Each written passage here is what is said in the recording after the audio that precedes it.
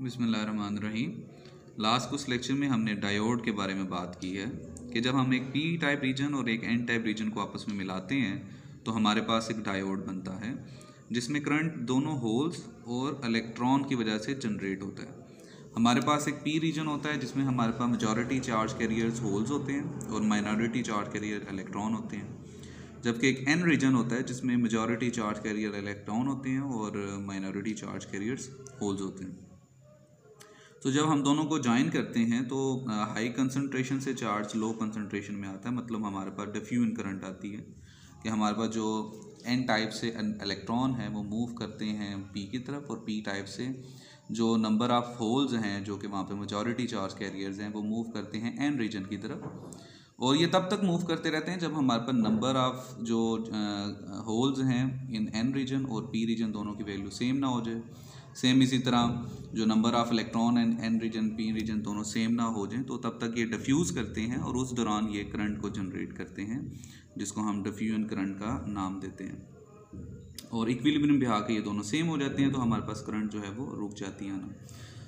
So in this case current generated can be given I is equal to I P plus I N, क्योंकि current number of holes की मोशन की वजह से भी generate हो रही है और इलेक्ट्रॉन की मोशन की वजह से भी जनरेट हो रही है। सो दोनों की वजह से हमारे पास यहाँ पे करंट आ रही होती है।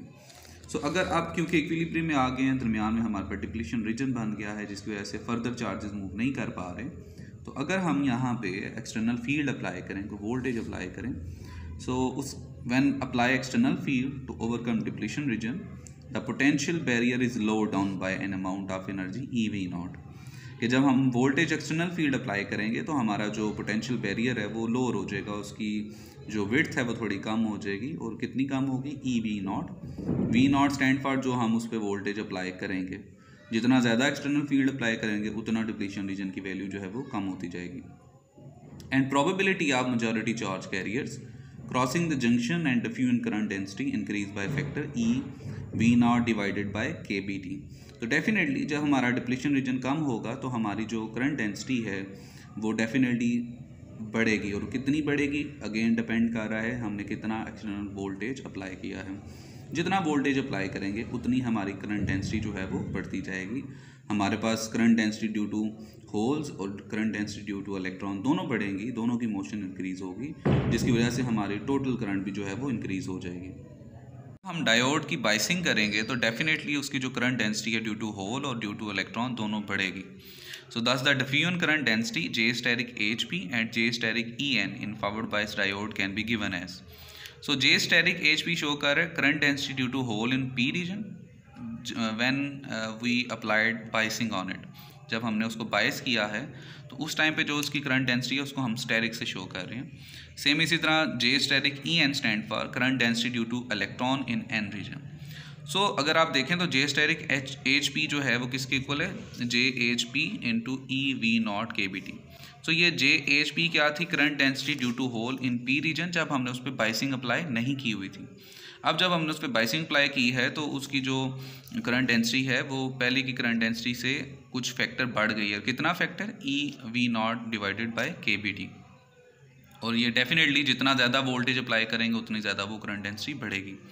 अब ये जो J H P E V not divided by K B T है ये किसके इक्वल होगी? J H N. J H N क्या है? Current density due to holes in N region. Current density due to hole in P region will be equal to the current density due to hole in N region, क्योंकि equilibrium में दोनों की value जो है वो same होगी। जितने number of whole जो हैं वो पी रीजन में होंगे उतने ही हमारे पास एन रीजन में होंगे। जितने पी रीजन से निकल रहे होंगे उतने ही एन रीजन में पहुंच रहे होंगे। तो दोनों बेसिकली होल जो हैं वो फ्लो कर रहे होंगे तो उसकी वजह से करंट डेंसिटी जनरेट हो रही होगी। सेम इसी तरह हम current density due to electron in N region किस तरह दे सकते हैं? J E N into E V not divided by K B T. J E N क्या है? कि जब वो current density due to electron जो जनरेट हो रही थी डिफ्यूजन करंट की वजह से due to diffuse of electron from N region to P region, जब हमने इस पर बाइसिंग अप्लाई नहीं की हुई थी। तो अब जब हमने बाइसिंग अप्लाई की है तो उसकी current density due to electron in N region क्या होगी? जे ई एन स्टेरिक, और ये इसके इक्वल होगी।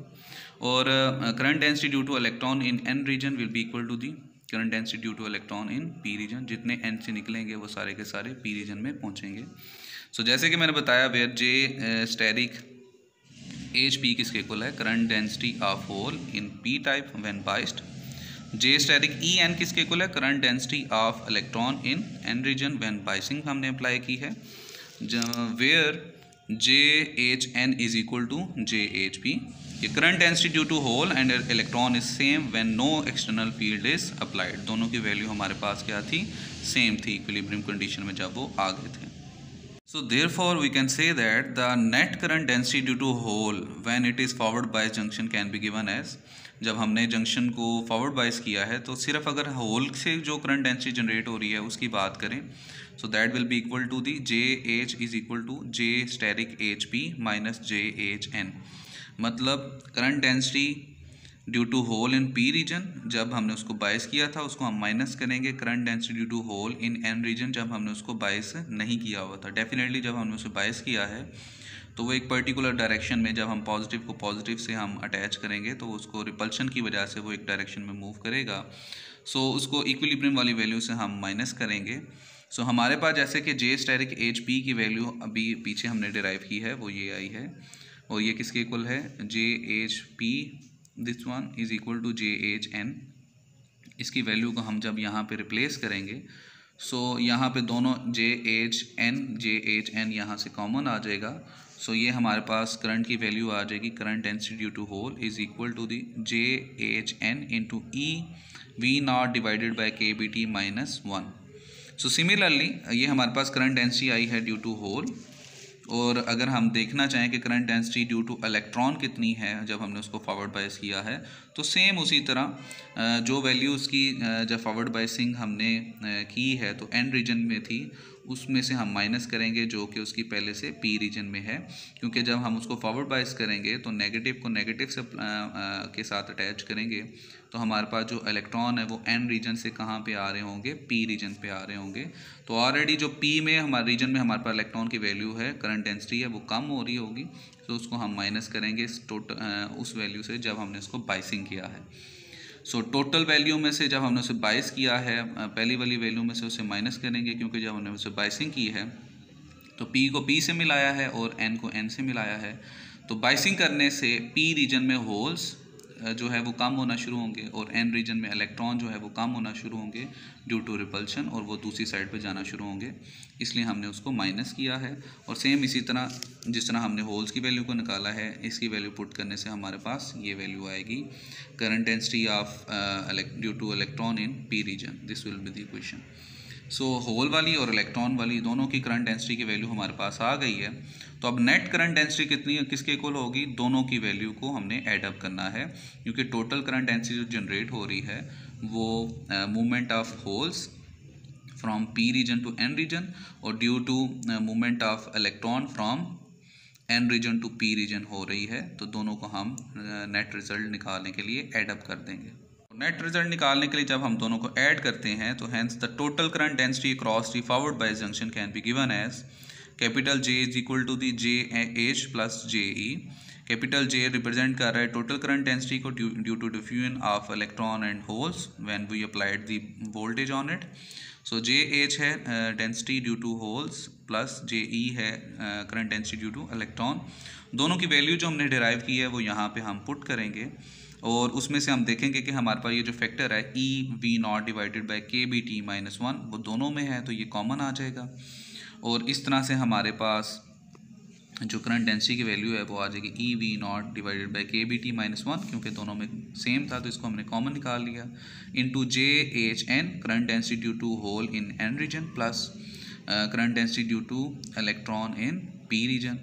ये दोनों की वैल्यू एडअप हो रही है तो हम इसकी जगह सिंपल जे नॉट लिख सकते हैं, जो शो करता है सैचुरेशन करंट डेंसिटी को, कि टोटल करंट डेंसिटी को जो है वो यहाँ पे हम निकालना है। तो एक हमारे पास सैचुरेशन वैल्यू होगी जिसके आगे मज़ीद हमारे इलेक्ट्रॉन पी एन रीजन से पी की तरफ नहीं आ सकेंगे और पी रीजन से होल जो हैं वो एन रीजन की तरफ नहीं जा सकेंगे। तो एक कोई ना कोई हमारे पास सैचुरेशन वैल्यू होगी, वो सिंपल हम इसको किससे रिप्रेजेंट कर देते हैं, जे नॉट से, तो इसकी जगह आ जाएगा जे नॉट।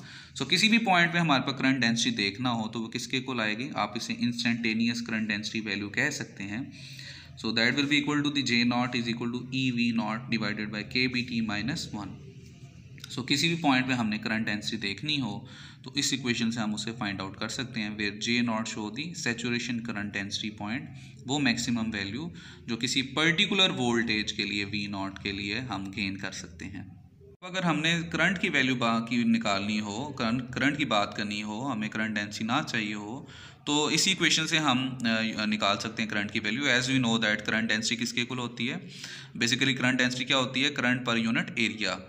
पर यूनिट एरिया में कितनी करंट मिल रही है, तो हम J की जगह, करंट डेंसिटी की जगह उसकी वैल्यू लगाते हैं, डेट इज I/A, और J नॉट की जगह भी क्या आ जाएगा? I not over A। So A से कैंसिल हो जाएगा। So this will be the equation for the current value for any diode, I is equal to I naught into EV naught divided by KBT minus 1। So I naught again saturation current है, हमें पता है कि हर एक diode के लिए PN junction के लिए एक ब्रेकडाउन वैल्यू होती है, सैचुरेशन वैल्यू होती है। सो हमारे पास किसी भी इंस्टेंट में किसी डायोड के लिए अगर हमने करंट की वैल्यू निकालनी हो, सो इस इक्वेशन से हम निकाल सकते हैं, that is I is equal to I naught into EV not divided by KBT minus 1। So ideal condition की बात करें तो हमारे पास I जो है वो टोटल करंट जो हमें आउटपुट में मिल रही होगी वो होगी।